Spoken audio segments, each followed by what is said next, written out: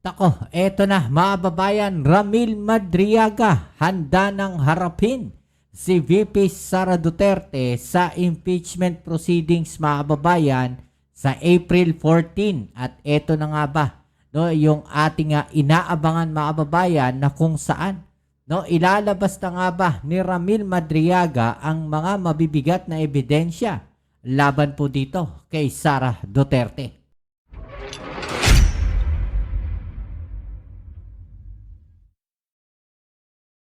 Alright, so welcome back dito sa ating channel dito sa Mobs TV. Okay, so ito nagbabalik tayo mga babayan, no, para sa mga reaction video na naman natin mga babayan. Ayan. Medyo matagal tayong hindi naagawa kasi galing tayong bakasyon. Siyempre, mga bakasyon.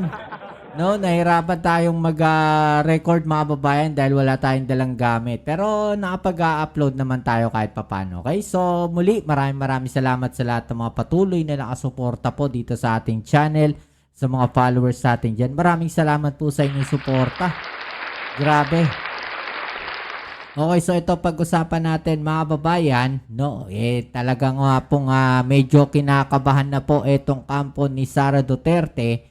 Dahil haharap na po, no, etong si Ramil Madriaga, mga babayan. At ito, yung isang tao, no, na talaga namang sabi nga nila, kinatatakutan po ni Sara Duterte. Dahil, ito pong taong ito, mga babayan, ang sinasabing parang may hawak po, no, ng susi, no, ng lahat ng mga ginawa ni Sara Duterte.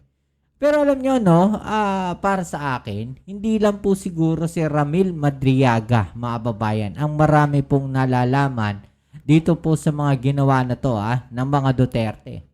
Kung sakali, sabihin natin hindi totoo, mga babayan, no, kasi di pa naman napapatunayan, mahirap na, di ba? Baka makakasuhan din tayo ng libel, wala tayong pambayad dyan. Sabihin natin, mga babayan, no, na hindi pa napapatunayan, no, base nga po doon sa mga ebidensya. Sa tingin ko, para sa akin, hindi lang po si Ramil Madriaga, mga babayan, no, ang mga tao na may nalalaman siguro dito po sa mga aktibidades na itong mga Duterte, mga babayan. No, kasi imposibleng isang tao lang, no? Kasi kung babagtasin natin yung mga sinasabi po ni Ramil Madriaga, maraming taong involved 'Di ba? Meron siyang mga naging ka-meet up, may mga taong tumanggap ng pera doon sa mga parking lots. 'Di ba? So ibig sabihin, may mga ibang tao pa na inutusan. 'Di ba?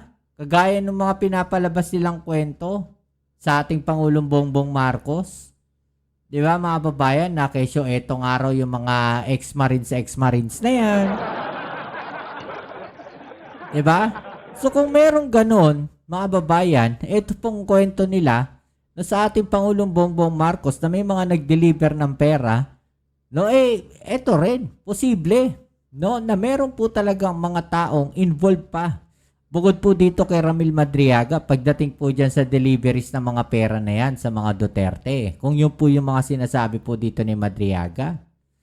'Di ba? At kaya po, no, sinasabi nga nila, no, na mayroong banta sa buhay ni Madriaga dahil isa ito, no, sa nakikita nilang may may kinatatakutan nila, no, parang ganun. Isa si Madriaga sa kinatatakutan nila dahil marami po siyang nalalaman. 'Di ba? Marami siyang nalalaman. Kaya may mga pagbabanta sa kanyang buhay. 'Di ba? So ito, mga babayan, no, panoorin natin ito po mga sinabi ng kanyang abogado rito sa pagharap po ni Ramil Madriaga diyan po sa impeachment proceeding laban po kay Sara Duterte. Alright? Let's go. Attorney, kailan niyo huling nakausap si Ramil Madriaga at ano po yung mga paghahandang ginagawa niyo? Kasi 1 week from now, haharap na po siya din sa Committee on Justice. Lapit na yan. Ang last meeting mo namin was March 28, etong 2026. Nagkaroon na kami ng pag-uusap tungkol doon sa kanyang affidavit. Additional questions. Alam nyo, ang maganda rito, mga babayan, nag-uusap sila nung kliyente niya, no, netong abogado tsaka si Ramil Madriaga. Hindi kagaya ng mga ex-marines. Para, o titignan natin mga babayan, parang hindi sila nagkwentuhan, no? Parang ano, parang binigyan lang ng instruction after nun, tapos syempre, may mga questioning, 'di ba? So, doon na nahuhuli, no? Na parang scripted yung kanilang kwento. Eto, nag-uusap sila ni Ramil Madriaga, 'di ba? And of course, yung mga sama na rin yung mga preparation kung sakaling matatanong siya dun sa salaysay niya. Dahil ina-expect namin yung scenario na maaaring matanong din siya. Although briefly, dun sa nilalaman ng salaysay po. Hindi po kaya magkaroon ng pagkakataon na magkaharap si VP Sara at si Madriaga next week? Well, kung magkakarap sila, welcome mo sa amin yun. Actually, at least doon, masasabi ni Ramil, harapan kung ano yung Mas maganda, mga babayan, na magkakaharap sila. 'Di ba? Mas maganda po 'yun. Makikita natin yung reaksyon nila. Eh, ang tanong, mga babayan, haharap ba si Sara Duterte? 'Di ba? Eh, sabi nga nila 'di ba? Sabi nga nakakikita natin sa social media, sabi duwag nga daw si Sara. 'Di ba? Kasi kung hindi siya duwag, mga babayan, no, at talaga namang napakagaling niya. No, sabi nga nila, abogado raw pinagmamalaki, no, netong mga DDS, abogado 'yan si Sara Duterte. 'Di ba? So kung abogado siya, bakit hindi niya ipagtanggol yung sarili niya? Tsaka kung alam niya sa sarili niya na malinis siya, mga babayan, na wala siyang itinatago, itong si Sara Duterte, bakit hindi niya harapin yung impeachment na yan? Once and for all. Dapat nga, noong una pa lang eh. 'Di ba? Kasi alam niya na mauulit yung impeachment na yan. Dahil hindi siya na-impeach eh. Alam niya na mangyayari uli yung impeachment case na yan. Na may aangat uli yung impeachment complaint laban sa kanya. 'Di ba? Alam niya yan, mga babayan. No? So kung talagang wala siyang sabit diyan sa sa mga isinampang kaso sa kanya, mga babayan, no, bakit hindi niya hinarap nung una pa lang? Dapat nung una pa lang sinagot na niya kagad. 'Di ba? Para once and for all tapos na. Wala siyang tinatago. Malinis agad, 'di ba? Kaso meron pa Supreme Court silang nalalaman eh. No? Kaya napapaisip talaga yung taong bayan. 'Di ba? Napapaisip talaga yung taong bayan. May tinatago nga ba si Sara? 'Di ba? contents ng salaysay niya.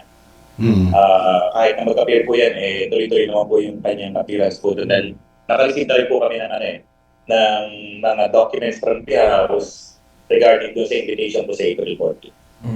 So, 100% Attorney Raymond na handang-handa na si Madriaga sa pagharap sa House. No po. Kahapon po nakareceive kami ng letter na nire-request ng House sa RTC 21 na payagan siya makadalo sa April 14 po. And sa last na pag-usap naman namin, sabi niya, kahit sana ipatawag siya, wala na daw problema. Diba? Kahit ipatawag siya, walang problema. Diba? Walang problema. Kahit pagkaharap sila ni Sara, mga babayan. Pero wala naman pong pangamba sa kanyang seguridad, lalo na nagdagdag na rin ang komite ng seguridad kay Ramil Madriaga. Opo, simula nung March 3 po, naglagay ng NBI ng additional security doon po doon sa may J, papunta doon po sa selda ni Ramil sa mga co-accused niya. Continuous po yan from March 3 hanggang sa kasalukuyan. And yung transport naman po, pinag-uusapan na yan na mag-escort ang NBI papunta doon sa house hearing po. Supporting po. Attorney, kasama sa pinaghandaan ninyo kung sakali mang magkaroon ng surprise question kay Madriaga na hindi niya inaasahan? Yung pong salaysay naman niya na ginamit sa impeachment, lahat naman po yun ang galing sa kanya. Sinulat niya po yung mga nalalaman niya sa isang papel. Kaya kahit nasabihin mong paikot-ikutin nila yung contents ng affidavit niya, bukal naman po sa loob niya ng galing po sa kanya yung mga salaysay na yun. Inayos lang natin yun, pinag natin para maging affidavit form. Pero yung contents nun, kahit i-cross-examine mo po siya, nakahanda naman po niya sa utila na naman. Ibig sabihin, mga babayan, kahit i-cross-examine mo si Ramil Madriaga, yun at yung pa rin yung lalabas sa kanyang bibig. Diba? Kahit siya lang mismo, mga kababayan, ang tanungin, kayang sabihin ni Ramil Madriaga. Diba? Kaya niyang i-detalye. Hindi kagaya nung marami silang nilalabas, mga babae, na kung sino-sino. No? Kung sino-sino yung nilalabas sa mga mali-maleta nila na yan. Oh. Dahil nga hindi magkakatugma yung kanilang mga kwento kasi nga sinungaling eh. Hindi totoo eh. Tandaan nyo, pag hindi totoo talaga yung kanilang mga sinasabi, mga babayan, magsasala-salabat yung mga yan. No, magbubuhol-buhol ang kwento ng mga yan. Kaya nga hirap na hirap sila eh. 'Di ba? Sila Mike Defensor. 'Di ba mga babayan, hirap na sila eh. Paano didepensahan yung mga nilabas nilang mga sinasabing testigo eh. No, na magpasa hanggang ngayon, hindi pa rin nila ma-plancha. Takot na takot sila nung inisa-isa sila ng NBI. 'Di ba? So, posible po na bukod doon sa nilalaman ng kanyang testimonya, meron pang ibang detalye na makakalungkat, matatalakay sa House Committee on Justice next week? Well, sa pag-monitor naman namin ng news, ang lagi naman inaatake ng mga ibang sector yung kanyang credibility. Kaya sa nga namin yan, pagdating naman sa trial sa Senado, meron naman right to cross examine yung mga kanyang mga resource person, yung mga witnesses. So, doon mo na matitest yung credibility ng kanyang salaysay, despite kung sa atake nila sa kanyang personality na may inaarap siyang kaso, which is different kasi lahat naman pwede maging witness, no? Meron tayong tinatawag yan na mga insider witnesses na kung saan nabidiscovery mo yung mga krimen or mga violation mismo doon sa circle nung tao na inaakusahan. So, hindi na bago sa atin yan na sinisiraan yung character to discredit the person. Ang sagot lang namin yan, harapin nila yung issues, sagutin nila yung issues rather than attacking yung personality ng tao na yun. Hanggang ngayong oras na ito, Attorney Raymond, wala pang attempt from BB Camp na subukan kausapin ulit si Madriaga? Wala naman ho. Wala ho nung March 3 na nagkaroon ng tangka sa kanya na naging issue doon sa additional security. Wala ho kaming natatanggap kahit anong kung leaders or effort na pag-uusap. Wala ho kayo. At wala rin pong indikasyon na pwedeng magbago yung isip ni Ramil Madriaga, lalo na kung tutusin ka, yung base doon sa kanyang testimonya, siya pa yung nagkumbinsi, siya pa yung gumawa ng movement para masuportahan yung pagtakbo ni VP Sara. So ganun siya kalapit. So pwede na, wala na po bang pagkakataon para magbago pa yung kanyang isip at umatras? Well, sa pag-uusap namin is that laging sinasabi na kailangan managot yung may kasalanan sa batas. Although, syempre, nagkaroon sila ng magandang relationship during the campaign, iba pang mga pag-uusap. Pero sabi niya, attorney, kailangan managot kung sino may kasalanan. So, harapin na lang niya talaga yung ginawa niya sa Raysay para patunayan sa Kongreso. Alam nyo, may kasalanan dito, mga babayan. Kaya lumabas tong si Ramil Madriaga. Kung sino may kasalanan? Si Harry Roque. Oo. Si Harry Roque. Kasi siya yung sinasabing nagsampa ng kaso kay Ramil Madriaga.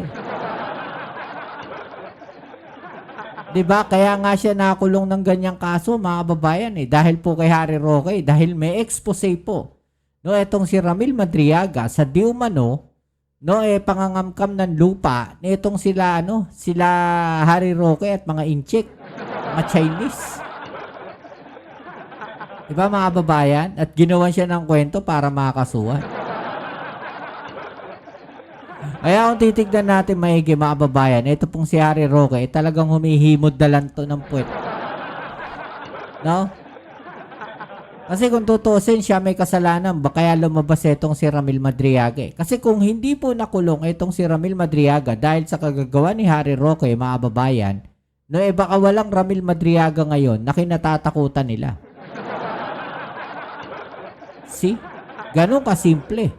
So, kasalanan ni Harry Roque kung bakit po lumabas etong si Ramil Madriaga na lumalaban ngayon labang kay Sara Duterte. So, siya po talaga ang may kasalanan kung bakit lumabas si Ramil Madriaga. Diba? Nare-realize siguro nila ngayon yan. Na dahil kay Harry Roque, etong si Ramil Madriaga, titestigo ngayon labang kay Sara Duterte. Oh. Diba? Sino dapat ang ilaglag? Di ba? Senado, kung ano yung nalalaman po. Wala namang kinalaman dito yung yung kaso niya dati na, di ba kinasuhan siya ni Attorney Harry Roque. Si Harry Roque. Wala namang kinalaman. Ito na, mga babayan. Sinasabi ko. Di ba? Naungkat yung kay Harry Roque. Yun. Wala po yan kasi ongoing trial po yan. Nasa prosecution evidence pa. Ang request niya lang sa atin talaga dyan is that huwag ko naman daw siyang iiwanan doon sa kidnapping case na yon, na tulungan namin siya hanggang matapos yung trial. Kasi, syempre yung worry niya dyan na ilalaban daw niya yung innocence niya, despite sa claims ng iba na baka may pinangako para ma-dismiss. Hindi kasi hindi mo pwedeng i-atras yung kidnapping case na yun eh. So harapin mo namin yan on the merits. May pagkakataon naman ang mga depensa mag-present ng mga witnesses nila to disprove yung charges po ng kidnapping. Yung bang kaso na yan walang kinalaman ang kampo ni BP Sara doon sa final ni Harry Roque. Okay. I would not say po na meron kasi base sa pag-uusap namin, ano yan eh, isang issue ng mga farmers na pinakialaman ni Ramil na yung palang tao na nasa likod daw nung issue ng mga lupain sa Bataan si Atty. Roque daw. So out po dyan si BP Sara sa usapin. No, hindi kasi sa baka mga farmers na yan. Sa Yun kidnapping na po, nga. ibang bagay din po yun. Kasi ang may private complainant po sa kidnapping na nagkataon naman ng private prosecutor si Atty. Roque. baka kasi indirectly, meron ding pwedeng iugnay kay BP Sara. For example, ganun kadikit sabihin natin si Madriaga kay BP Sara during that time. Somehow nagkaroon sila ng hindi pagkakaunawaan. Yung problema, sabi nga, no, kaya bumaliktad din itong si Madriaga kasi iniwanan siya sa ere. 'Di ba? Pinabayaan na siya. Hindi na siya tinulungan. Ngayon, nung nararamdaman nila na mukhang babaliktad na si Ramil Madriaga, tsaka sila nag-a-attempt na kausapin si Madriaga. 'Di ba? Oh. Dumating ngayon itong issue ng sa mga farmers at lumutang ngayon yung kaso at nanguna rito si Harry Roque. Yun doon ko nilalaro yung angulo baka Totoo mayroong yun. ganun wala namang ganun. Wala naman po kami nakikita gano'n. Ang kung usapin dito ng kidnapping is yung personal to between Atty. Roque, doon sa kliyente ni Atty. Roque, yung Lu family. Wala naman po kami nakikita sa pag-aaral namin sa mga papeles na may involvement dito sa kidnapping po. Wala po kami. Hindi man direct involvement, kumbaga indirect kasi alam naman natin kung paano idinidikit ni Harry Roque yung kanyang sarili sa Duterte family, di ba? Yes, alam po natin yan. Ang naging issue dyan is Himod that nung lumalapit si Ramil kay Bibi Sara para makapag-usap sila ni Roque dahil nga itinatawid siya sa kidnapping. Kasi natawid siya rito sa kidnapping, hindi ito yung kidnapping na nahuli yung in the act. Nadagdag lang dito si Ramil and other accused. After 2 months na, nagkaroon ng supplemental affidavit, kaya lang sila dinamit dito.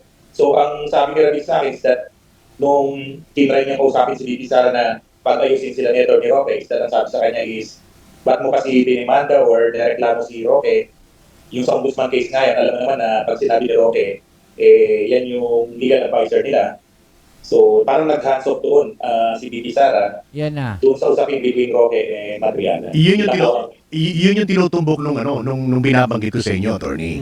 Baka mamaya, feeling ni Madriaga, binitawan siya, tinalikuran siya. Iwanan Mas siya. tinimbang ni BP Sara yung kanyang yung lining niya kumpara dito kay Harry Roque, di ba? Well, siguro sa analysis lang namin is that ang wording ito na pagkakasabi sa kanya is that nung dinimanda mo si Roque sa ombudsman, parang na rin dinimanda ang mga Duterte. Kasi lawyer namin yan. Something like that, no? Yung usapin na gano'n. So, totally nag-back off si Bibi Sara. So, kaya inaarap nila itong problema na to personal niya. Kaya nga, baka dito ngayon humantong na sige, tinalikuran mo ko, pinabayaan mo ko. Kakalkalin ko yung kakalkalin ko yung mga nalalaman ko tungkol sa iyo. Hindi kaya ganun. Di naman po siguro kasi 2023 pa yung kaso ng kidnapping. Nagsimula po yan, yung kidnapping, I think, nangyari yan June 2023. Oo. Patagal na po yan. So, yung usapin naman itong salisay niya, I think nagsimula lang itong gumawa siya ng mga sulat sa Congress nung nag-attempt siya sumula sa Quadcom. That was 2024 na, pero hindi ko siya napapakinggan. Kaya nga 2025, nakilala, ay tinulungan namin siyang gumawa ng salisay niya. Kaya nga doon tayo papasok attorney sa conclusion na baka eventually magbago isip ni Madriaga. Hindi ba? Hindi ako kasi ang sabi niya, tuloy-tuloy na yan, ginawa niya yung salisay na yan. Eh hindi naman po ito ordinaryong witness lang. Kaya nakapag-aaral 5 taon ng abogasya o hindi lang pinalit ng makapasa. Kung magkasana pag nagsusulat po siya ng affidavit niya, English pa nga ako kaya niya mag-construct ng sarili niya sentence ng affidavit, kailangan lang namin siyang i-guide kasi nga, syempre, iba naman yung training ng lawyer sa naging law student lang. Pero nakakaintindi po siya kahit tanongin mo ng English, hindi mo kailangan i-translate, kasagot niya po yung tabagin. So talagang pinag-isipan ni Ramil Madriaga. So abangan na lang po natin next week. Yun Hindi na pwedeng bumaliktad o matras si Ramil Madriaga, mga babayan. Alam niyo kung bakit? Lalong masisira yung kredibilidad niya. No? lalo siya masisira. At saka kung titignan natin, mas dadami yung mga kalaban ni Ramil Madriaga. Bakit? Kasi masisira din yung administrasyon eh. Dahil ituturo, no, na itong si Ramil Madriaga, administrasyon yung nagpapagalaw sa kanya. Laban kay Sara. 'Di ba? Well, kung titignan natin, no, sinasabi ko nga na posible, no, na ang may kasalanan talaga diyan, mga babayan, ay itong si Harry Roque. Dahil idinawit niya, no, itong si Ramil Madriaga doon po sa kaso niya ngayon. 'Di ba? Idinawit lang siya kung titignan natin, mga babayan eh. No, kasi nga kinasuhan siya ni Madriaga, si Harry Roque. At ang ginawa ng Harry Roque, idinawit ngayon itong si Madriaga. See? Nagkaroon ng takipan, mga babayan. At kung titignan natin yung kwento, maigi, talagang iniwanan siya sa area. At mas pinili po nila, no, itong sila Sara Duterte, ito pong si Harry Roque. No, siguro, baka, dahil nga sa Pogo, alam niyo na. Okay, so yan, hanggang dito na lang muna ang ating video ngayon at medyo mahaba-haba yung ating naging discussion ngayon. Pero syempre muli, maraming salamat sa lahat ng mga patuloy na nakasuporta dito sa ating channel. Kita-kits po tayo sa ating next video. Ito muli ang inyong Kuya Mobs, sa Mobs TV. Peace. I'm out.